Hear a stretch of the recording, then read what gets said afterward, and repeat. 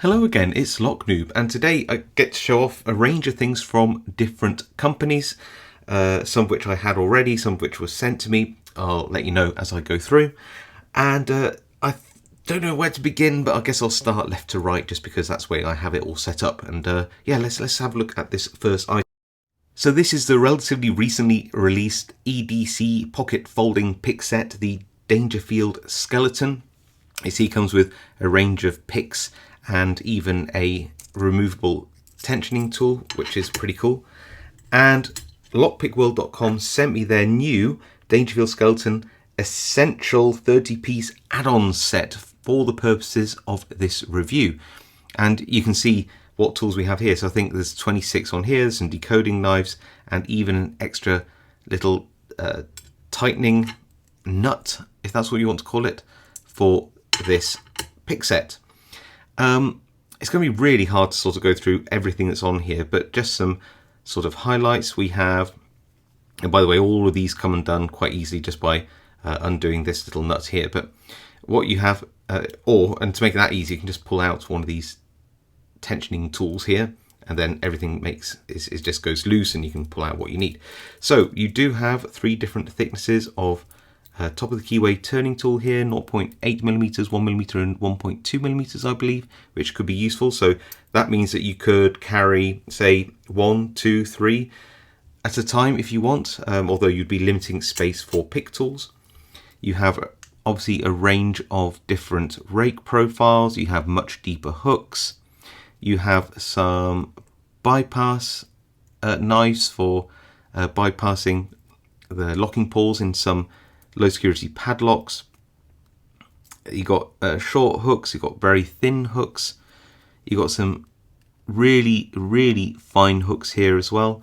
I mean, there's a whole host of different hooks, rakes and bypass tools on here. There's even a reach style pick to meet whatever taste that you have, really. Whatever your need is, you could easily swap these out, even on a day-to-day basis if you like.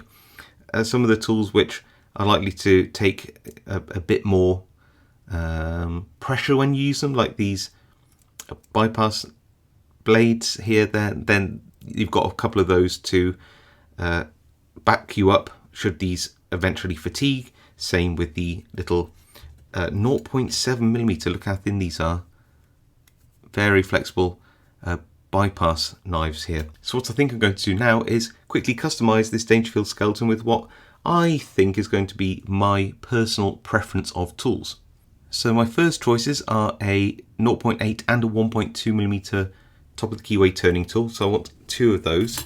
I definitely want one of these little decoding knives like that. That'd be really cool.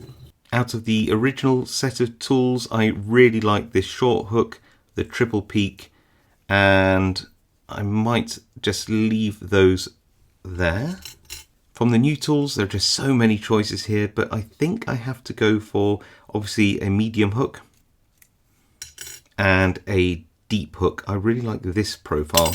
Oh, dropped one, but yeah, that's going to be really nice. I was thinking about maybe a dual peak rake as well, because it's really nice and raised. And I might go from there and see if there's any room for any more. Slide those tools in. I'm going to use the new sort of turning nut with the new sort of black plastic insert. I don't know what advantage it gives, but it does look kind of nice. And then I can slide in the 2 tension tools like this. That fits very nice and snug. And then I can lock that down like this. And there we go. So I've got my sort of bypass knife, triple peak, a nice double peak here, high, low, medium hooks, and 2 tensioning tools. I think for me, that's pretty much perfect for my needs.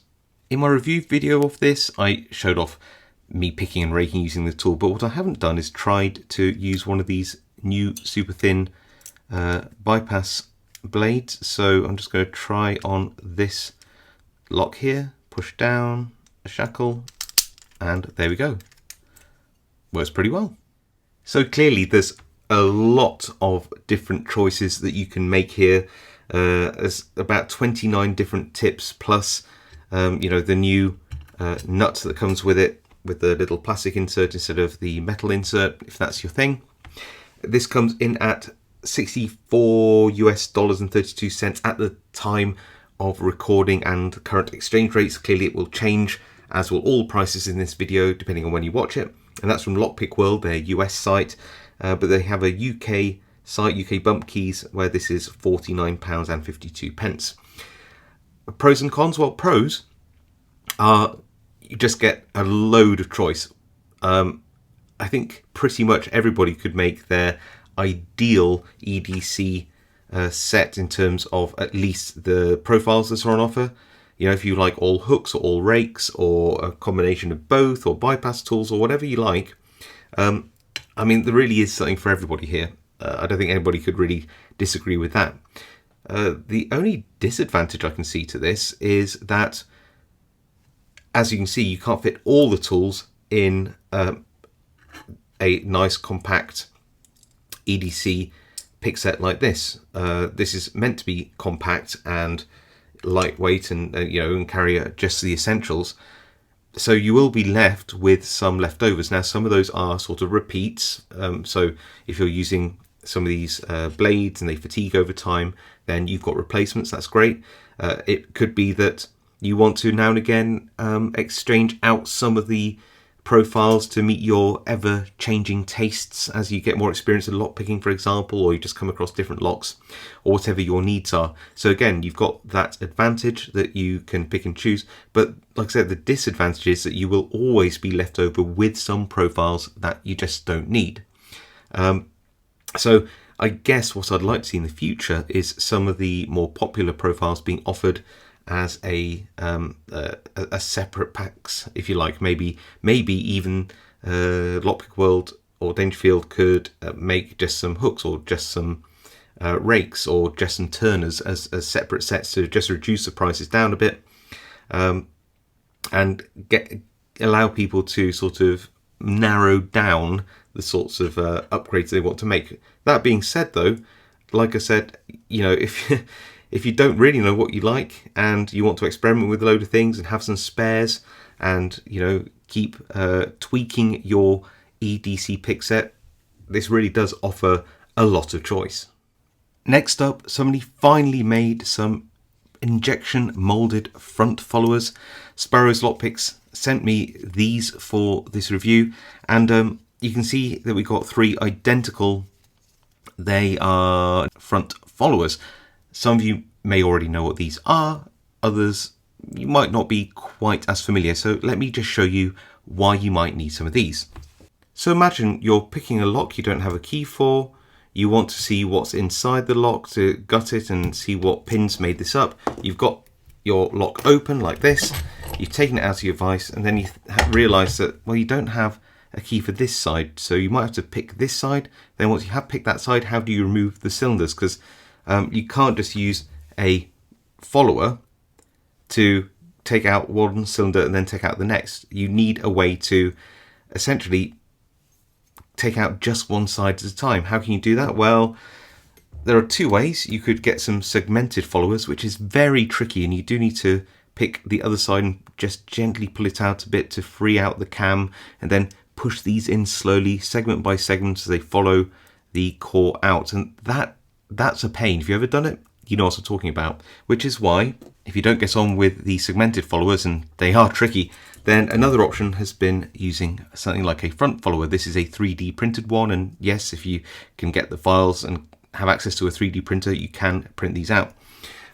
These are great, and what they do is they go down the front of you move the core, and then you get this down the front of the lock and turn it, and you can take the pins out one at a time by rotating this, and also you can repin it, pinning one at a time. The only problem is these 3D printed ones are quite fragile, they can be quite rough, and if you don't have access to a 3D printer that's precise enough to make these, then they're not very good. I've been waiting for ages for somebody to come up with a cheap sort of injection molded, these are nylon, version of the front followers. There are other commercial ones made out of metal, but they can be incredibly expensive in comparison. So this is really, really good. Let me show you how they actually work. So first of all, you'll need a pinning shoe, something to hold the pins back. You would turn your core, your picked core, all the way around so that the pins are now here. You put your pinning shoe in like that to hold the pins. You will of course need to remove the circlip from the lock. Then you can pull out the core like this with all the key pins in, and that leaves the driver pins held back by this.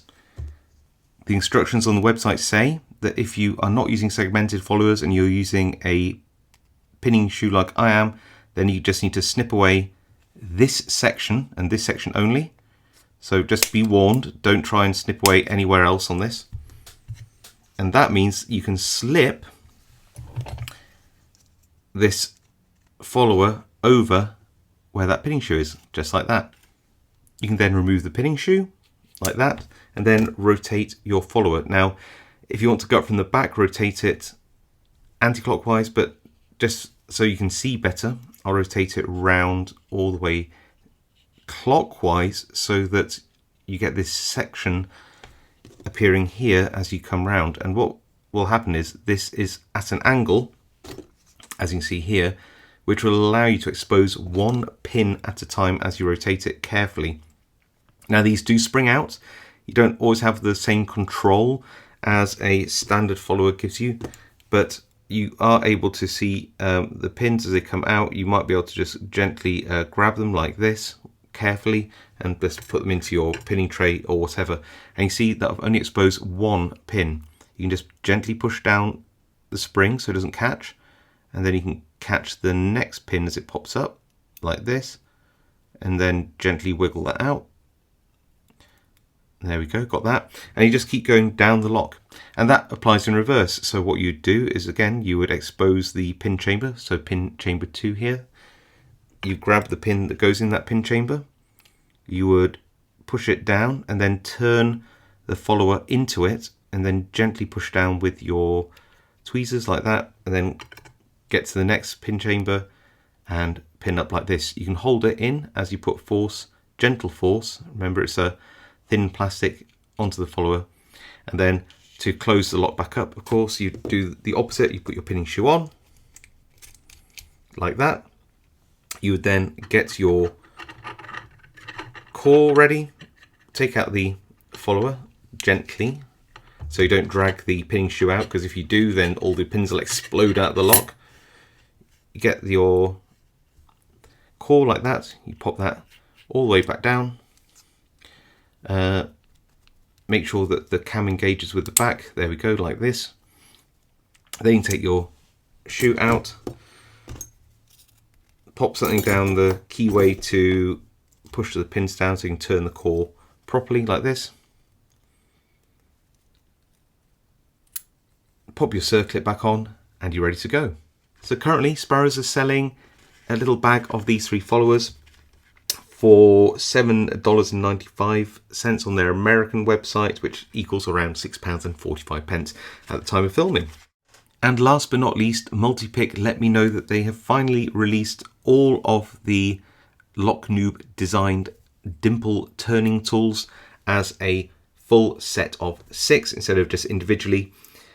These are around $42 US, €37.90, or around £32 at the time of filming for the whole set. Now, how are these different to normal dimple turners? Well, apart from having 2 different thicknesses, 1.3 and 1.5, they have different tips. So they go from 2.5, 4 mils and 3 millimeters in terms of tip widths. They're also longer at the tip here. So you can see that these are relatively long dimple tips.